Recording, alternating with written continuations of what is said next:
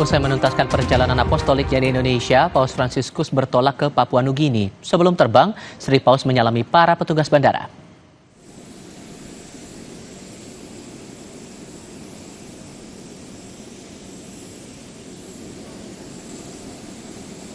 Sesaat sebelum menaiki pesawat Garuda Indonesia untuk melanjutkan perjalanan ke Rasulan berikutnya, Sri Paus menyalami sejumlah petugas Bandara Internasional Soekarno-Hatta, Tangerang, Banten. Para petugas membalas salaman Sri Paus dengan balik memberi salam dan mencium tangan Paus Fransiskus.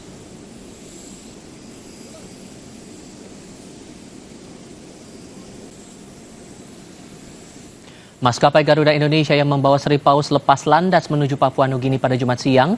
Sri Paus di sana akan melanjutkan perjalanan apostoliknya. Selain ke Papua Nugini, Sri Paus akan berkunjung ke Timor Leste dan Singapura.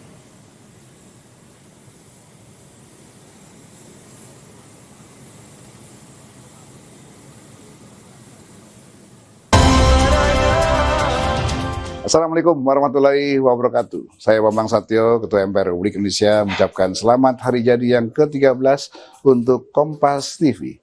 Semoga di usia yang ke-13 ini Kompas TV menjadi media yang memberikan informasi secara akurat, terdepan, dan berimbang, serta selalu menjadi rujukan utama masyarakat dalam mendapatkan berita-berita yang mencerdaskan. 13 tahun Kompas TV, Indonesia bersatu. Taufik Hidayah, Assalamualaikum warahmatullahi wabarakatuh.